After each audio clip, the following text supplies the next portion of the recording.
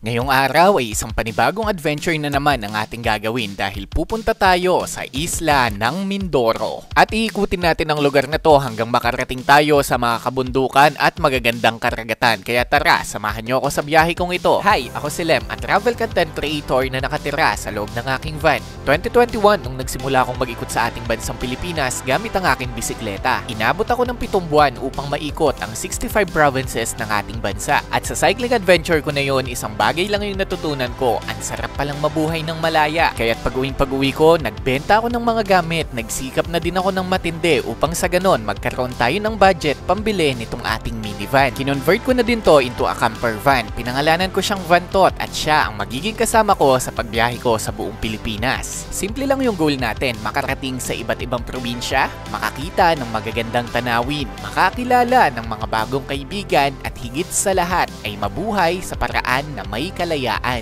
Ano, handa ka bang sumama sa biyahe ko? Kung oo, subscribe ka na sa channel na to at simulan na natin ang videong ito. Leap of faith, take me through the gates. Some are far, some are crowd, but we make it out alive. All the saints trying to get away. Give it all, come back, you will make it out okay. Good morning sa inyong lahat at eto na yung huling araw na makikita natin ang ganito kagandang view ng Mabini, Batangas, kung saan nakita natin ang taas, ang lupa, ang mga tao at ang ilalim ng dagat nito na napakaganda. Dahil ngayong umaga kasi ay pupunta na tayo sa Mindoro Island, yung kabilang isla, natatanaw yun dito eh. Tapos, eto yung totoo, sasabihin ko sa inyo na medyo nag-aalala din ako talaga sa pagpunta ko ng Mindoro dahil eto yung first time na pupunta ako sa isang isla ng mag-isa. Hindi naman na bago sa atin yung mag-travel mag-isa. Nagawa na natin yan sa buong Luzon, nagamit nga natin yung ating van. Pero this time kasi, sa Luzon kasi parang may comfort zone pa din eh, na alam mo yun, nasa Luzon ka lang, nasa isla ka lang. This time, tatawid ka ng isla, pupunta ka ng kabilang isla at tatawid ka pa ng ilang beses, parang makaka 7 o 8 tawid yata tayo ng dagat para mapuntahan ng Mimaropa, pati na din ang papunta ng Mindanao hanggang makabalik ng Luzon. Kaya medyo nakakapag-alala kasi ito yung pinaka-gateway natin papunta sa mga isla na yan. Pero naniniwala ako na kaya ko kasi pinangarap ko to at ginusto ko to. Kaya naman magdasal tayo na kayanin natin, kayanin ng katawan natin, kayanin ng van natin, at mag-enjoy tayo at mapakita ko sa inyo yung mga magagandang lugar dito sa Pilipinas. Kaya tara, let's go! Iginayak ko na nga dito yung ilang mga gamit na mayroon ako. Pagkatapos, nagpapasalamat lang din ako ng mabilisan sa Lifestyle Freediving at kay Sir Ian dahil pinatuloy nila ako dito ng halos 4 na araw. Nagdasal na din ako ng mabilisan upang manghingi ng guidelines sa mga gagawin natin sa maghapon. Ready naman na yung gamit ko kaya tara na! Biyahe na tayo!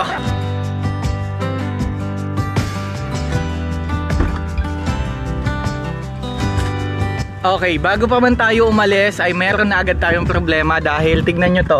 Ito yung power station natin at 21% lang siya. So sobrang baba niyan, pero niraran niya kasi itong ating ref for 3 days na yata or pang 4 days na ngayong umaga. Kaya I think yung 100%, 80% yung kinain niya. So parang 20% yung kinakain ng ref natin dito sa ating power station. Pero okay lang yan kasi meron tayong DC-DC charger kung saan kapag tumakbo mamaya yung sasakyan, automatic na din na magcha-charge itong ating Bluetti power station. Kaya nakakatuwa na kahit papano ngayon nasusustain na natin yung energy na kailangan natin. Kasi before, di ba, solar panels ginagamit natin, eh kulang. Tulad ngayon, makulimlim, wala kang harvest niyan. Yan ang pinakatotoo dyan. Kaya itong ating ref ay tatakbo muna sa ating sasakyan, at habang tumatakbo ang sasakyan ay magcha-charge naman itong ating power station. Tignan nyo tong ref natin, hindi nagbabawas ng lamig yan at napakalamig pa din. Andiyan kasi lahat ng supply natin, from food and kung ano-ano pang bagay. Kaya naman, huwag nating patagalin, bumiyahin na tayo. Ganito pala kakalat yung van. Pag sa video, di ba, nakikita nyo ang linis-linis kasi nililinis natin. Pero in reality, andyan, ganyan siya dahil medyo maliit yung space natin. Pero okay lang din, goods pa din dahil nakakabiyahe tayo.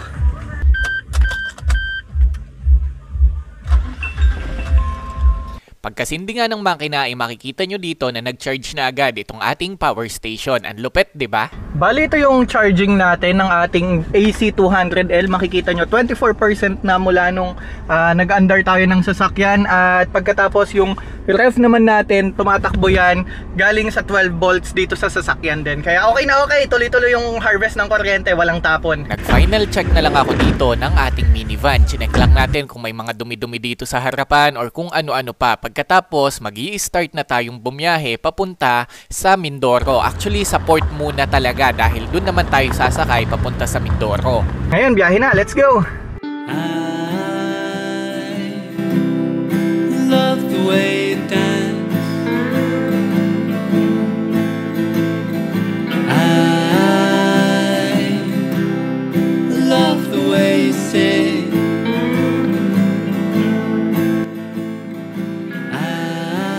Bago tayo magpatuloy sa biyahe, huminto muna ako sa isang hardware dito upang bumili ng mga extension wire para may magamit tayo kapag magcha-charge tayo ng power station by AC. Patingin nga po, gano'n siya kahaba. Sige po, hindi po kailangan. Pwede. Bali, bumili ako dito ng saksakan tsaka yung heavy duty na outlet. Kasi ang gagawin natin, extension dahil para pag makikicharge tayo sa mga tindahan, karinderya, eh hindi na sila maaabala agad. Madali lang naman to gawin. Next naman natin, magpapagasolina na tayo kasi syempre kapag nasa isla ang gas station, mas mahal po yon. So magpapa full tank lang tayo. Pagkatapos nun, diretso sa port na. Basta lahat ng kailangan natin, bibili na natin dito sa Luzon. Dahil lahat ng mga produkto kapag nasa isla ka na, based on my experience, mas nagmamahal siya. Kasi tumatawid na yon ng dagat na mamasahin na yung mga product. Full tank po yan, leaded. Thank you. So from Cabanatuan, 1 to 54 lang yung nagas natin. Grabe, sobrang tipid talaga ng minivan. Isipin mo from Cabanatuan, around 350 kilometers na nabiyahe natin. 1 to 50 pa lang yung naipapagas natin from full tank to full tank. Ang tipid. Mga 30 to 45 minutes lang naman yung biyaheng ginawa natin dito at pagkatapos ay nakarating na agad tayo dito sa Batangas Port. Ito pala yung unang beses na magtatawid ako ng sasakyan dito sa Batangas. Hindi ko pa alam magkano ang kailangang bayaran dito kaya sama-sama na lang nating alamin. Morning. Yes sir, good morning. Uy! Sir, Pamindoro. Mindoro ka ngayon. Apo. Kaliwa na lang. Kaliwa. Sa may bubong sir. Sa may bubong. Inspection, Okay, sige. Anong kailangan pag tumawid dito, bossing? Wala naman sir. Wala naman, kahit sasakyan dito tatawid ka. Thank you, thank you. Good morning. Salamat po. Ito na sir. Mindoro. Left side daw sabi eh. Ito. May ano po sir, yung may bubong sir. O kung nanonood po Ito, ako ng vlog sir. thank you, thank you. Yung may bubong na yan sir, pasok po kayo. Yung may bubong. Sige, thank you, salamat. O, yan po. Yun yung isang perks kapag nagbablog ka at medyo kilala ka. Nakakagaan siya ng buhay kapag tatawid ka ng ganito. Siyempre nakakatuwa, no? Dahil may mga nakakakilala na sa atin. Before kasi, travel tayo, mag-isa lang naman tayo at wala silang pakialam kung sino tayo. Pero ngayon, okay na. Inspection area. Tapos diretso daw tayo dito sa may bubong. Yan. Uy, parang kang pumapasok sa kung saan.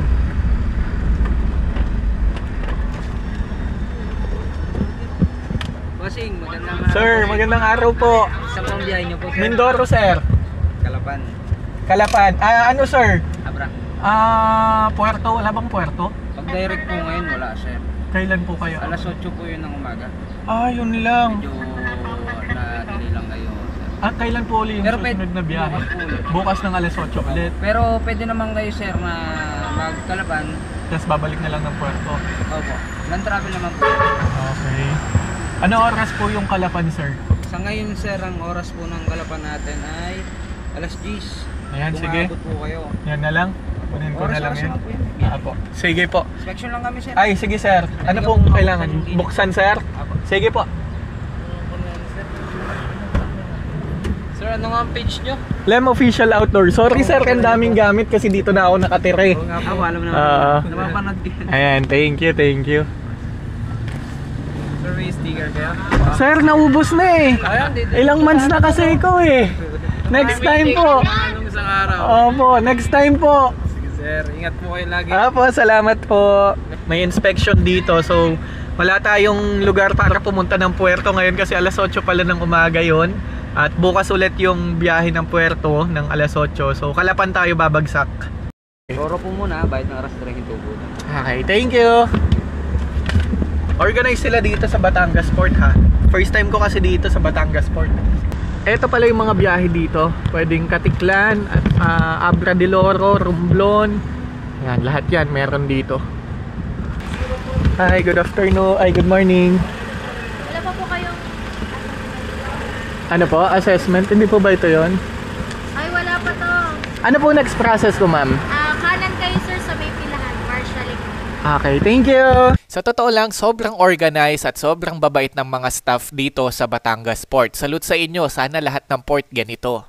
Hey guys, this is Lem Official at shoutout lang natin si Ma'am MM. Happy birthday sa'yo at mabuhay ka hanggang gusto mo. Salamat po. Ito minsan yung perks ng mga nakakasabay or nakakasalubong ko sa daan. Sina-shoutout ko talaga personally. Kaya naman kung makikita nyo ako sa daan, businahan nyo lang ako at shoutout tayo, magpicture tayo or kung ano pa man ang gusto nyo. Dito tayo ngayon sa port at meron tayong maliit na problema kasi dapat Puerto Galera yung sasakyan natin patawid, doon tayo bababa. So malapit na lang yung mga pasyalan na White Sand Beach, ganyan at kung ano-ano pa.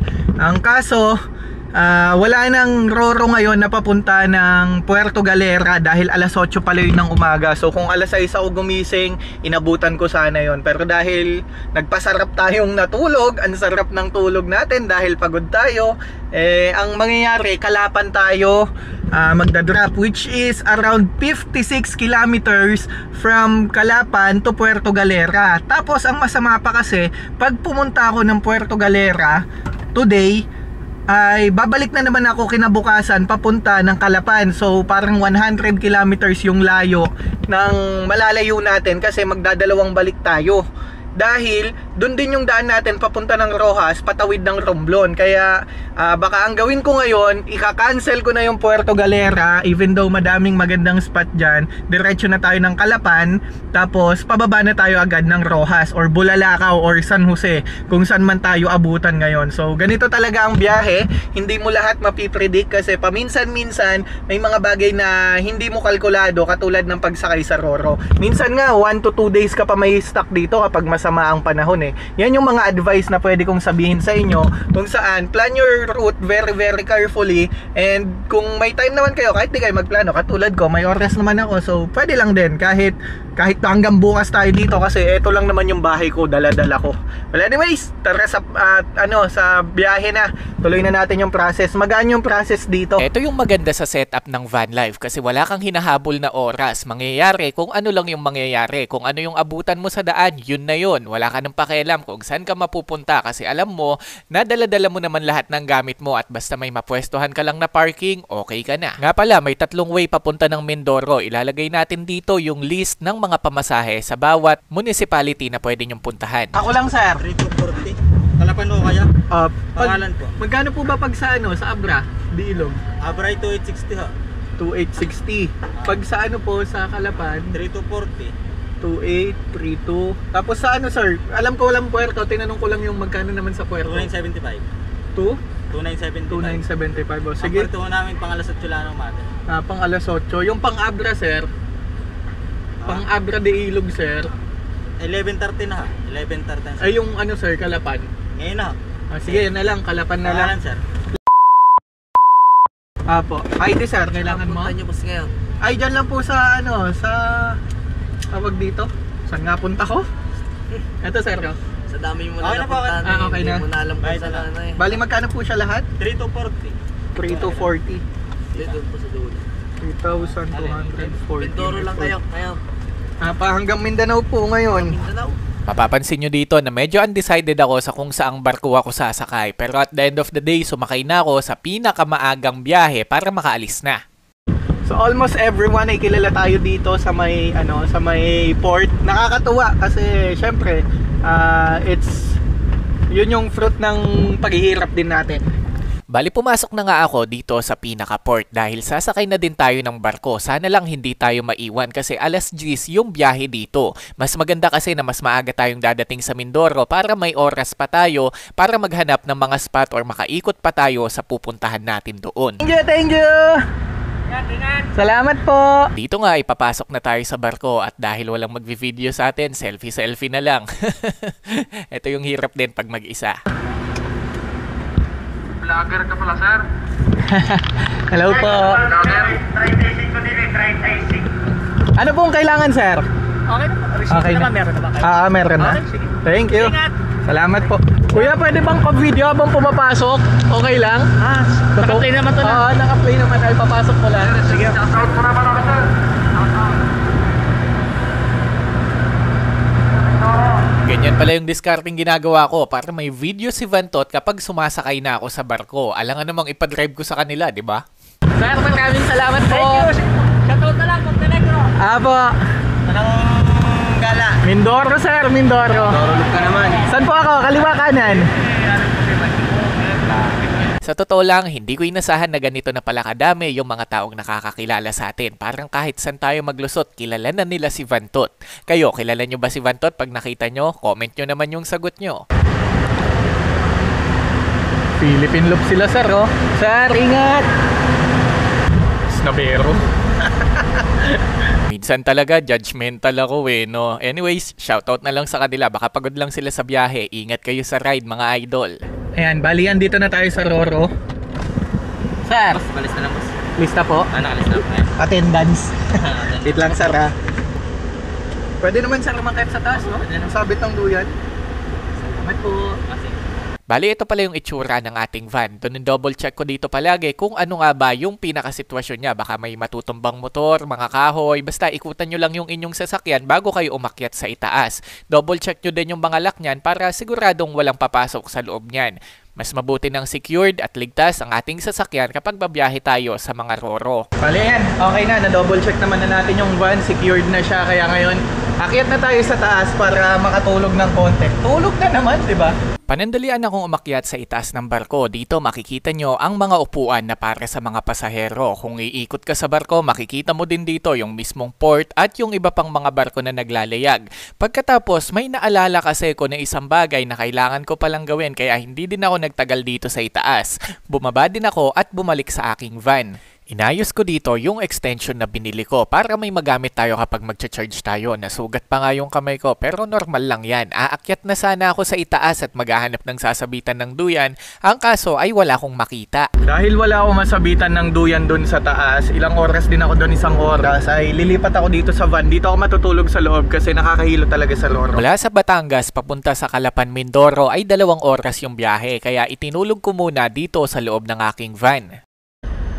Oras natin, 12:30 halos. 2 oras lang talaga yung biyahe at nandito na tayo. Nagdock na yung barko. At alis na tayo, bababa na tayo ng barko. Tapos, andito na tayo. Welcome to Mindoro na agad. Welcome to Mindoro na tayo. At yan, kabababa lang natin ang barko. 2 oras lang yung biyahe at punta tayo ngayon ng Puerto. Biglang nagbago ngayon yung plano natin. Kanina dapat ano na lang tayo, Kalapala.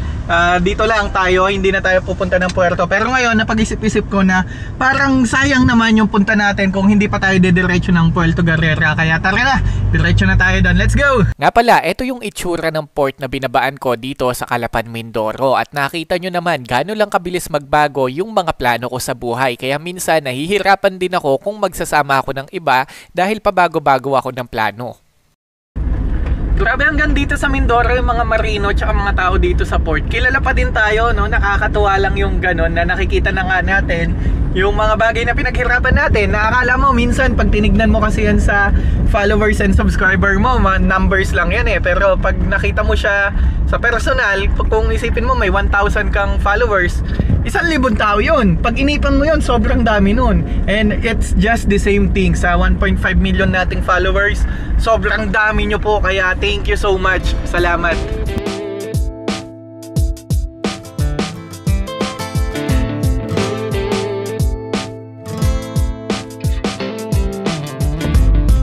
You hold the world in your hand, and you make sense when I don't understand.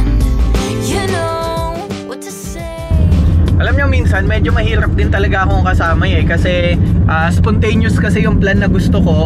Pag naisipan ko, pupuntahan ko. Pag di ko naisipan, hindi ko pupuntahan. Katulad nyan, di ba kanina may plano na tayo, tapos binago ko yung plano, and then yung nabagong plano, binago ko ulit. Ganun, kaya medyo mahirap mag-set na pupunta ako dyan, magbibigay ako ng dates para makarating dyan. Hindi ko yun ma-achieve kasi minsan, ganun nga yung nangyayari, pabago-bago ako ng plano. Pagkatapos ng mga 10 minuto ay huminto na ako dito sa gilid upang kumain kasi nahihilo na ako talaga.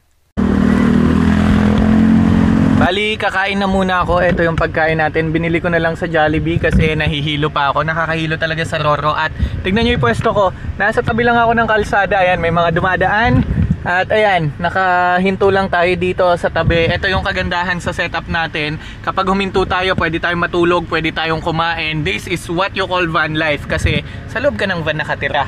Yung iba kasi na-expect puro camping-camping lang, magagandang spot. Hindi din talaga ganun. In reality, mas madaming times na nandito tayo sa ganitong sitwasyon. Pero okay lang kasi masaya tayo. A little drop of sunshine at the right time when things look great. A little drop of sunshine is all I need. Ito yung reality ng van life. Madalas ganito yung buhay ko sa kalsada. Pumapark ako sa gilid tapos kumakain na ako sa loob. At katulad ng sinasabi ng iba, boring daw yung ganitong klaseng buhay. Tama din naman kayo, minsan napapaisip din ako kung ano bang ginagawa ko sa buhay ko. Pero at the end of the day, laging ipinapaalala sa akin kung bakit ako nagsimula sa ganitong klaseng lifestyle. Dahil dito ako masaya. Alam nyo, isang dahilan din siguro kung bakit gustong gusto ko at click na click sa akin ang pagba-van life. Dahil na din yan sa maliban sa mahilig akong mag-adventure, gumala, maglibot-libot, nagiging teacher ko kasi siya sa buhay ko mismo dahil tinuturuan ako ng ganitong klaseng buhay, ang pagba-van life, na maging masaya, ma-appreciate yung napakaliliit na mga bagay. Pagkatapos tinuturuan niya din akong lumaban mag-isa. Kasi at some point dadating tayo sa panahon na may sitwasyon na kailangan nating pagdaanan yan nang wala talaga tayong pwedeng isama. Kung di ikaw lang, yung sarili mo lang yung maaasahan mo. Pwedeng wala yung kaibigan mo, wala yung magulang mo, kapatid mo, asawa mo. May times at may times talaga na hahamunin tayo ng tadhana na kailangan nating lumaban, na ang dala lang natin ay sarili natin. At tinuturuan niya ako sa mga bagay na yun. Tinuturuan niya akong mag-handle ng mga bagay ng hindi kailangan ng kasama. At tinuturuan niya din akong ma-appreciate yung sarili ko kasi habang mas lalong tumatagal tayo dito sa kalsada ay mas lalo ko din na-appreciate na hindi ko naman pala talaga kailangan ng taong uupo sa front seat ko para maging masaya or makaikot sa Pilipinas or magawa yung gusto ko. Minsan kasi kahit anong aya ko naman sa mga tao kahit kayo, ayain ko kayo, sama kayo sa akin mag van life, iiwan nyo ba yung pamilya nyo for the next 6 months, 7 months? Diba? Iiwan nyo ba yung ginagawa nyo para mag-ikot lang sa Pilipinas? Walang ganun, medyo baliw lang yung mga taong nag-iisip ng ganun katulad ko. At sa akin, kaya ako yun nagagawa dahil nasusustain ko naman yung buhay ko, remote yung trabaho ko, tsaka masaya ako sa ginagawa ko. Yun siguro yung pinaka-importante sa lahat. Kasi kung hindi ka masaya sa ginagawa mo at may ibang dahilan ka kung bakit ginagawa mo ang isang bagay, dadating yung araw at oras na mababurnout ka. Yun ngang kumain ka lang mag-isa, sa totoo lang madaming tao nahihirapan gawin yun Pero tayo, dahil sanay na tayo at naniniwala tayo na ginagawa natin to kasi ito yung enjoyment at dito tayo nagiging feeling fulfill sa buhay, pinagpapatuloy lang natin. Kaya kung gusto nyong sumama sa lahat ng biyahe natin, subscribe kayo sa channel ko para masubaybayan nyo yung mga ginagawa ko, diba? Tapos pwede nyo ding i-follow yung Facebook page natin, Lem Official Outdoor, kasi dyan, small details sinasabi natin dyan. Dito kasi sa YouTube baka hindi natin masabi lahat, pero yun, pagpatuloy natin yung biyahe. We can drive all night or grab a last flight to anywhere you wanna. So let's go. Let's try. 'Cause we know that this might be our last time. And we could be lovers in a crazy romance. Give me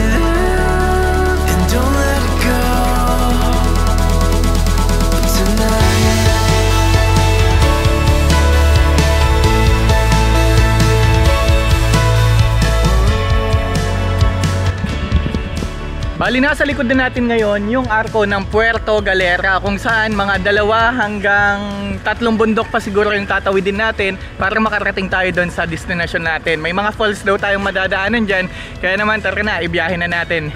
Habang nagva-vlog ako dito sa harapan ay may mga lumapit sa atin. Pa-picture daw sila, kaya naman shoutout sa inyo, bossing. Pagkatapos may nakita din ako dito na isang kakaibang bagay na wala sa Metro Manila. Bali, may nakita akong umiigib ng tubig dito. Try natin kung pwede din tayo makaigib. Ayan naman si Kuya. So makikigib din tayo. Ayan, nag-iigib si Kuya. Tayo, libre ba yung tubig na yan? Galing bundok? O saan galing po? Dahil lang siya sa taas, ilog. Sa taas, sa bundok? Dami ayos Pwedeng makita lang. Okay.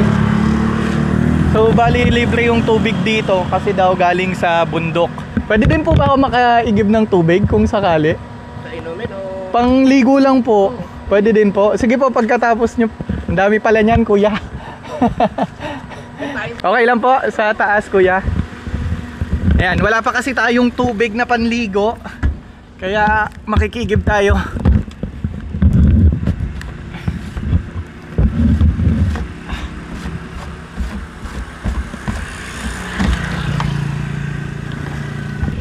Konti lang naman po ito, Tay. Isang timbalang po ang laman nito.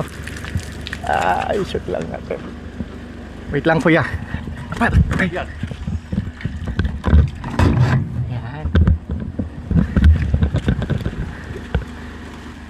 Yan oh, nakahingi tayo ng tubig panligo natin para mamayang gabi maliligo na lang tayo. At least may laman na. Di na tayo bibili. Salamat, Kuya, ha.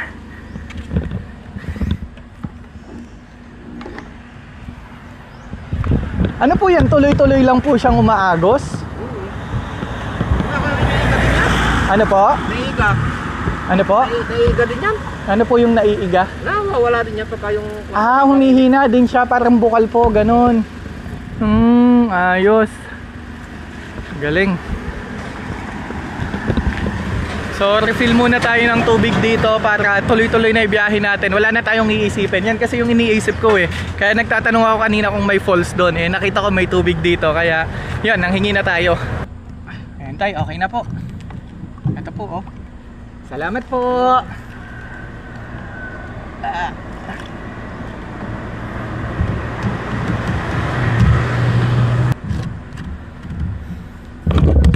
Okay. Tay, maraming salamat po. Thank you. Next time po ulit. Yan, may tubig na tayo. Libre lang ang tubig dito. Usual, ito yung mga nakakatuwa sa probinsya kasi makakakuha ka ng libreng tubig, mga libreng prutas pag may mga tanim sila. Kaya ang sarap sa probinsya. Well, ito yung welcome sa atin ng mga taga Mindoro. Ang dami din palang nakakakilala sa atin na kanina nagpalipad ako ng drone. At ang daming bumabati sa atin, ang daming kumakaway. Mga taga dito, tsaka yung iba taga Cavite pa, tsaka mga lokal din dito. Nakakatuwa na hanggang dito may nakakakilala na sa atin. Salamat po sa inyong suporta. Well, biyahe na tayo ulit. But I'll get my shit together one of these days, and I'll start to feel better. Maybe I can change, and I'll realize it's not so bad once I get out of my head. I'll get my shit together one of these days. Hangga tayo. Good afternoon po. Ay, sir, nice to meet you po. Napot po. Sir, ano po Apo. kayo? Nakabok sir sa hotel? Hindi sir, ito na yung hotel ko eh. Kaya nga sir, Oo. napapanood ko kayo sir eh. Opo. Ano lang po, bibisita lang ako ng Puerto tapos baka Diretso na kayo, mamaya. Sir, Pabra sir. May daan na po ba, Paabra? Ay, may ano ka sir? Kaya na. Kaya na po, Kaya. kaya na ng sasakyan. Diretso na kayo sir. Ay baka dumiretso na ako para diretso ako kasi ng San Jose. Eh kung babalik pa ako medyo malayo. Opo. Diretso na kayo sir. Opo, diretso na po. Sige po, thank you po. Yan, salamat po. Sige sir, shoutout muna. Oy. Thank you po. Salamat po.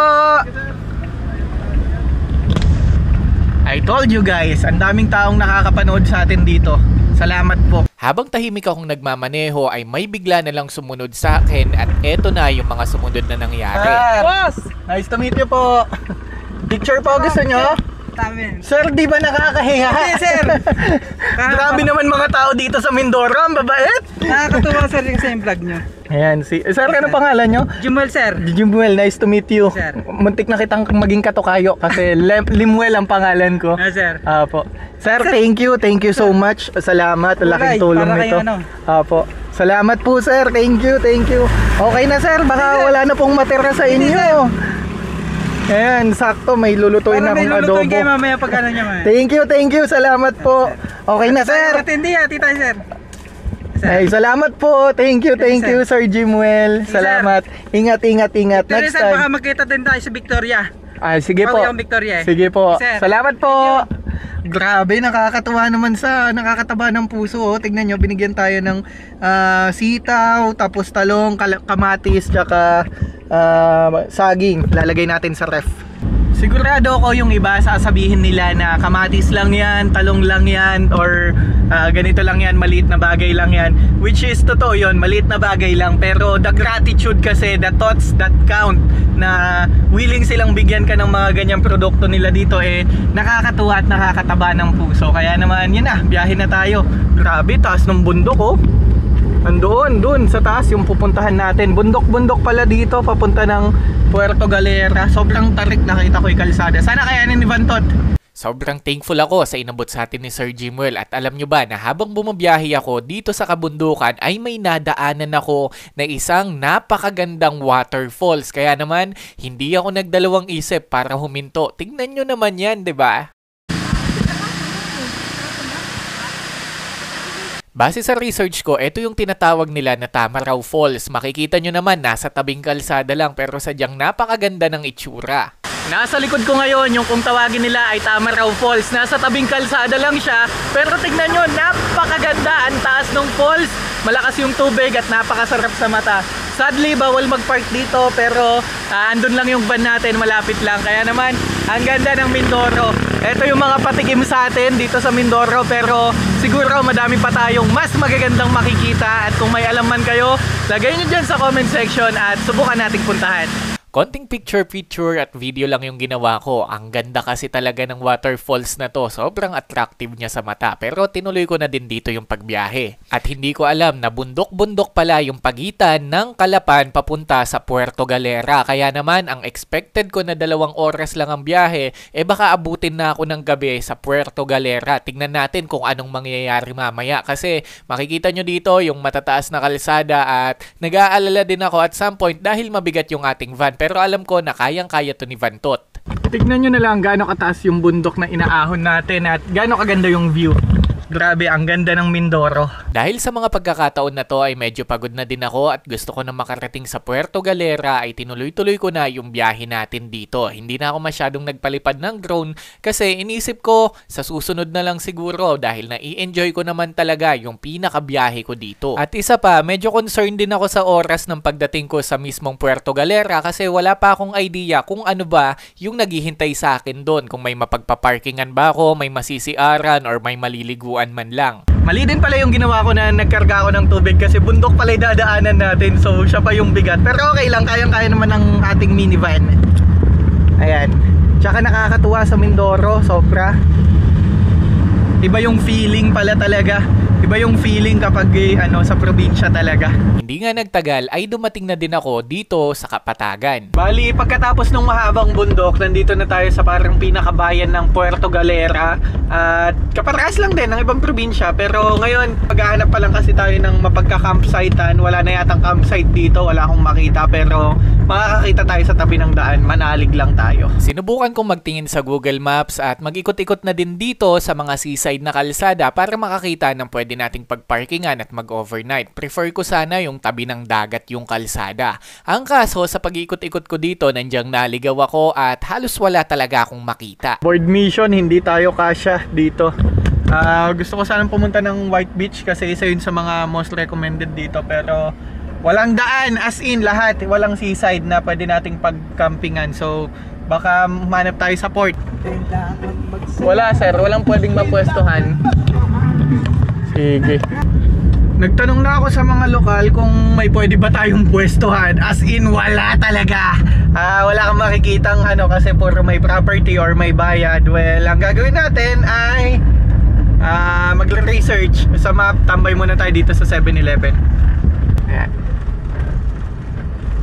Sa totoo lang, yung ipinunta ko talaga dito, itong White Beach kasi gusto kong makita. Pero yun nga, hindi tayo makapasok. Kaya gagawin ko, hanap ako ng parkingan tas lalakarin ko.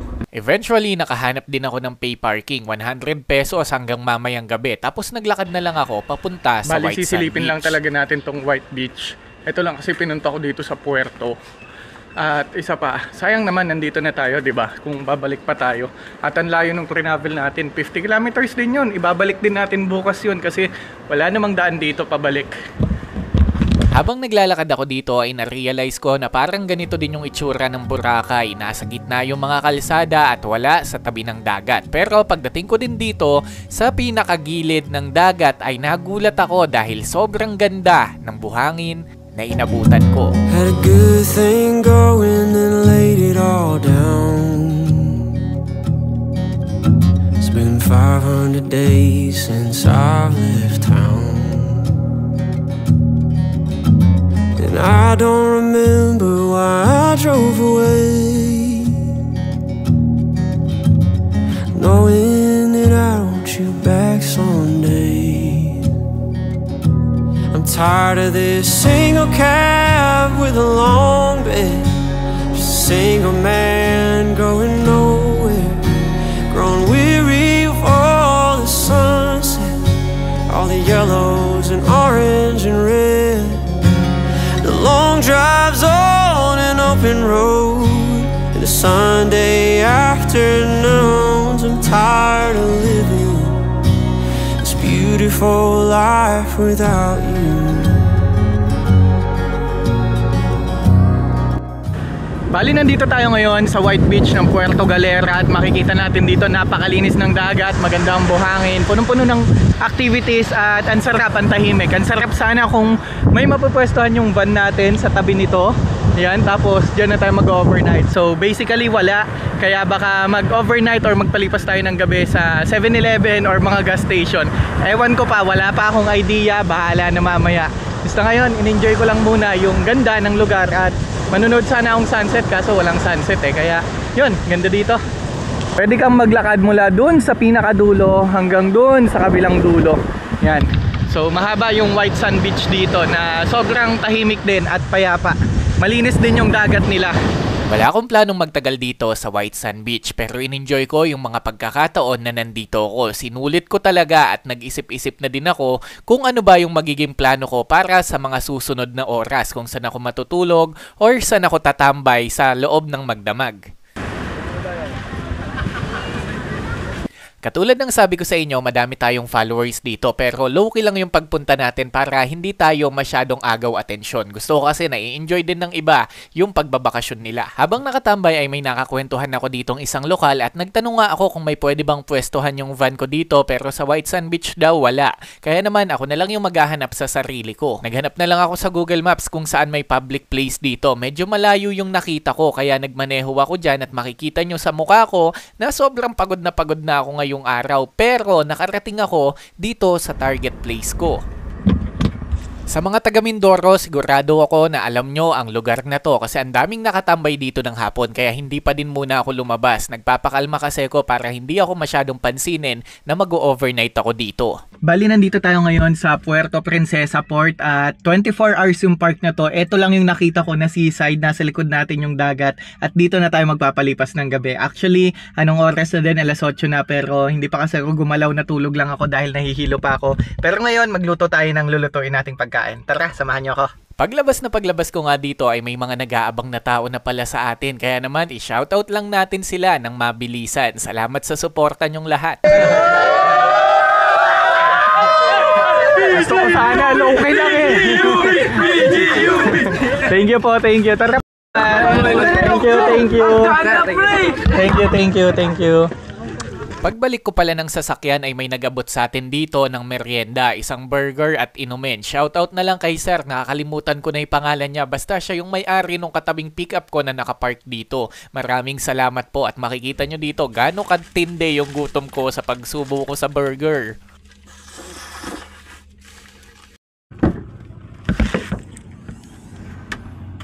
Nung medyo gumabi na at wala nang masyadong tao ay eto na yung chance ko para makapag-video at makapagluto. Minsan eto yung dahilan kung bakit hindi ko sinasabi kung nasaan yung eksaktong location ko. Kasi syempre iniingatan ko din yung mga gamit ko. Mag-isa lang ako na nandito at possible na hindi naman natin iniisip na masasamang tao ang mga nandito. Pero for security purposes ay hindi ko talaga sinasabi kung nasaan na ako. This time tahimik akong nagluto. Actually nagpainit lang naman ako ng ulam. Ayoko kasing masyadong mag-ingay dahil baka isipin ng iba na kung ano yung ginagawa ko dito at hindi din ako sigurado kung pwede ba ang overnight parking sa lugar na to.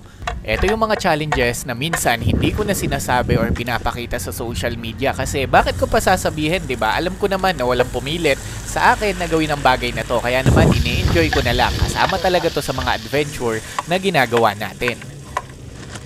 Dahil public park yung pwestohan natin at eto lang talaga yung pwede nating pwestohan ngayong gabi ay pinalipas ko muna yung tao bago ako nagluto at nagayak ng pagkain at pagkakain ko matutulog na din kasi talaga ako. Makikita nyo nga dito gano'n lang kaluki yung setup natin, yung hindi nyo mahahalata na may tao pala sa loob kasi pag nagsindi tayo ng ilaw ganito yan kaliwanag. Napakaganda talaga ng ating van kapag nakasindi lahat ng ilaw. Hindi ko lang siya masindi kasi nga nasa public na lugar tayo pero yan, kain muna tayo ng ating food. Yan. Tapos tambay tsaka tulog na din. Ito pala yung pagkain ko ngayong gabi, pinainit na sisig. Galing pa yan sa Bulacan, ang tindi, 'di ba? Pero naka-ref naman kasi. Nakita nyo kanina nung niluluto ang init. Ay antigas pala. Lie awake in the morning with a light upon her skin. Coffee cup before the day begins. Katulad ng dati, mag-isa kang kakain. Ang lungkot sa paningin ng iba, no? Pero alam nyo ba, sobrang nag-e-enjoy ako sa ganitong klaseng buhay. Hindi ko alam kung bakit, pero sobrang saya ko kasi nagagawa ko yung mga ganitong bagay.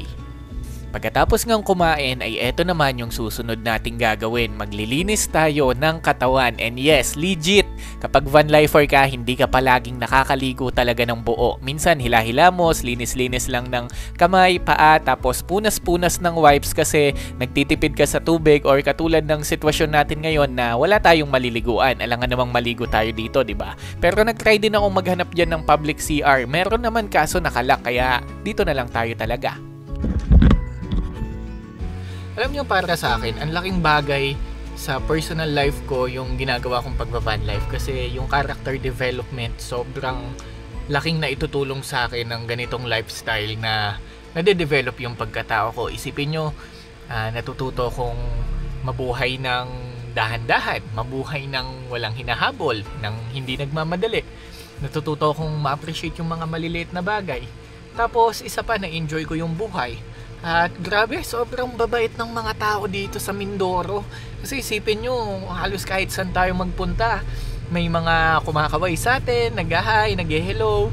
I mean, ayoko kasi talaga na sinasabi kong nasan yung location ko dahil ayoko nang pinagkakaguluhan po ako sa daan. Ayoko nung agaw attention ako sa daan for security purposes kasi possible na hindi naman natin sinasabing or iniisip na may mga negative na bagay pero possible yung mga may sasampu kung may isang loko-loko dyan at naisip nila na uy sino ba yun, baka pwede nating tambangan yun or what. Yun yung dahilan kung bakit hindi ako nagpo-post directly kung nasan ako. So just in case na napapanood nyo na yung video na to, possible na one day wala na ako dyan or pag nilabas ko to, for example napapanood nyo to ngayon, nasa kabilang bayan na siguro ako. But yun, ang ganda ng Mindoro, sobrang simple ng pamumuhay. Alam nyo yun, libre yung tubig, makakahingi ka. Tapos minsan hindi ka na nanghihingi, binibigyan ka pa ng mga prutas-prutas. Tapos ang sarap sa feeling na yung takot ko kaninang umaga or yung kaba ko kaninang umaga ay parang nawala lahat yun nung nandito na ako sa Mindoro kasi iba yung approach ng mga taong taga dito. iba, ewan ko hindi ko kasi ma-determine kung dahil ganun ba sila, dahil pinapanood nila ako at gusto nila yung ginagawa ko at idol nila ako, or ganun lang talaga sila kababait, na ganun lang talaga sila ka-hospitable, kasi yan naman yung nature natin ng mga tao maging hospitable tayo sa iba, sa mga dayuhan, di ba? Hanggang sulo at tawi-tawi na experience ko yan kaya minsan sa dami ng mga napuntahan ko din, nagsasama-sama na yung mga experience hanggang sa unti-unti nade-develop na pala ako as a human, nade-develop ko na pala yung character ko. At totoo, may mga times na mahihirapan ka sa pagva-van life, katulad ng ngayong araw. Hindi natin na-expect na iiwan tayo ng barko. Naiwan tayo ng barko. Dapat Puerto Galera agad yung punta natin. So kung nauna tayong pumunta sa Puerto Galera ng mas maaga, nakasakay tayo ng alas 8, edi sana hindi na ako bumiyahe ng almost 3 hours pa sa bundok. At yung almost 3 hours na yon, naitambay ko na sana dito, nakahanap ako ng mga bagong kaibigan, parkingan, etc. Pero everything happens for a reason kasi nangyari yung bagay na yan dahil possible na iniiwas ka sa isang lugar, isang aksidente, or may mga tao ka kasing hindi mamimit kung sakaling nakasakay ako doon sa barko na yon. Nagigets nyo ba yung point? Lahat ng mga nangyayari sa buhay natin, minsan may dahilan yan. Lahat ng mga bagay na akala natin na de-delay tayo, nalilate tayo, hindi natin nakikita yung brighter side nun. Butterfly effect yung tawag doon, na nandyan ka sa eksaktong lokasyon kung nasaan ka dahil may purpose at may meaning yan. Kung nandyan ka man, pagpasalamat mo at enjoy mo. Isang bagay pang sobrang natututunan ko ngayon, yung maka-appreciate talaga ng simple gesture. Kasi ako, inaamin ko sa sarili ko dati, pag may nagbigay sa akin, so thankful ako. Pero ngayon, yung pagiging thankful ko, nagiging times 10, times 20 pa, kasi alam niyo yun, sino ba naman ako para bigyan ako ng mga ganitong bagay or asikasuhin ako ng ganito. And yun, sana ma-explore natin yung Mindoro, ma-explore natin yung mga tao, at currently may bagyo. So luckily lang din dahil maganda ang panahon kaninang umaga, kaya nakabiyahe tayo, pero most probably sa mga susunod na araw ay baka mas stranded tayo dito. So tignan natin kung paano yung mangyayari. But sabi ko nga sa inyo, nag-enjoy ako sa buhay ko, nag-enjoy ako na gawin yung bagay na to, at sobrang thankful ako kasi nagagawa ko yung bagay na alam kong gustong gusto ko, na noon ko pa pinapangarap. At kahit may mga challenges, alam ko na di ako pababayaan ni Lord, at alam ko din na kahit anong hirap pa yung pagdaanan natin, nandyan kayo, sama-sama tayong mag-e-enjoy sa mga hirap na yan. Kasi ganun din minsan pag nagka-problema ka, tas ng problema ka, hindi naman masusolusyonan yung problema mo Mas maganda pag nagka-problema ka, enjoyin mo na lang yung problema, di ba? Hanapan mo ng solusyon. So yan, siguro isang bagay pa na pwede kong sabihin sa inyo, appreciate natin yung mga maliliit na bagay na nakikita natin or minsan natitake for granted natin. Katulad na lang nung may basic health tayo, nung gumising nga lang tayo sa umaga, yan, laking bagay na nun diba? So yun, shoutout sa lahat ng mga taga Mindoro, especially dito sa Puerto Galera. At bukas, babalik na ako ng Calapan.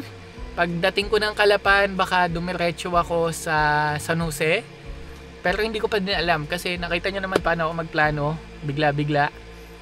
Basta pag naisipan ko, bigla akong pupuntahan. Kaya yun, bahala na si Batman, at naniniwala ako na sa lahat ng biyahe ko ay kasama ko kayo. Again, this is Lem Official Outdoor, at naniniwala ako sa isang kasabihang ginawa ko lang din. Mabuhay ka sa parang gusto mo. Salamat sa panonood. So yeah, pakita ko sa inyo paano ako matutulog ngayong gabi. Medyo maalinsangan kasi I awake in the morning with a light upon her skin, coffee cup before the day begins. Don't go, stay a while, we'll slow it all the way back down.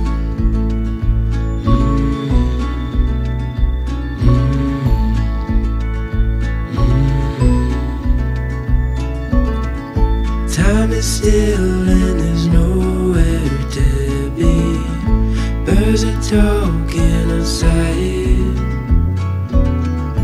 giving space for the words we hold inside to come out. So stay a while,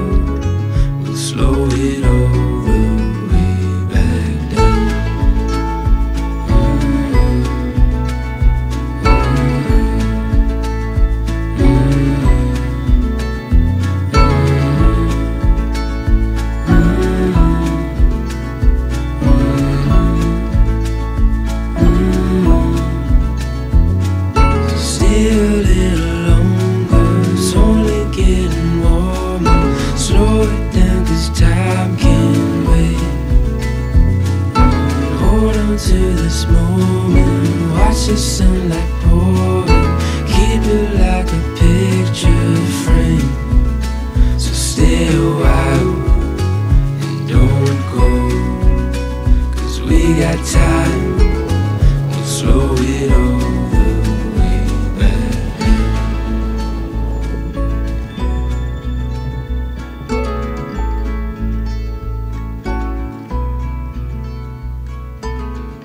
Bali, alas 9 na ng gabi at ganito yung nagiging itsura ng camper van natin kapag kagabi yung matutulog na. One side na lang yung hinihigaan ko, eto na lang kasi kasya naman ako, tapos lahat na ng gamit nandito. Kasi mas madami tayong gamit ngayon guys anong nakaraan dahil alam nyo naman, mas kailangan nating maging comfort, mas kailangan nating magtrabaho. Katulad yan, may TV tayo dyan, may ref na tayo, tsaka mga drone, kung ano-ano pa. Kaya medyo mas sumikip yung van natin, pero ang gusto ko lang sabihin sa inyo na komportable pa din akong nabubuhay dito, nakapaglinis tayo ng katawan, at gusto ko lang kayong pasalamatan kasi sinamahan nyo ako sa buong maghapon sa mga adventure na ginawa natin. Even though hindi ko alam anong mangyayari sa kung paano ko i-edit yung video na to kasi putol-putol or kulang-kulang, pero ayun lang, gusto ko lang kayong pasalamatan dahil nandyan kayo nakasuporta sa atin. At yan, matutulog na ako dito, siguro inom na lang ako ng isang Sunmig, kuha ako dito sa ating ref, you know. Tapos, ayun na, tulog na. Tapos bukas, pakita ko sa inyo yung pwesto ng lugar. Pakita ko sa inyo kung saan tayo pupunta. Baka pumunta tayo ng San Jose Beach bukas at kung saan-saan pa. Pero yun lang naman. Salamat sa pagsama at magkita-kita tayo sa susunod na episode. Salamat sa panonood.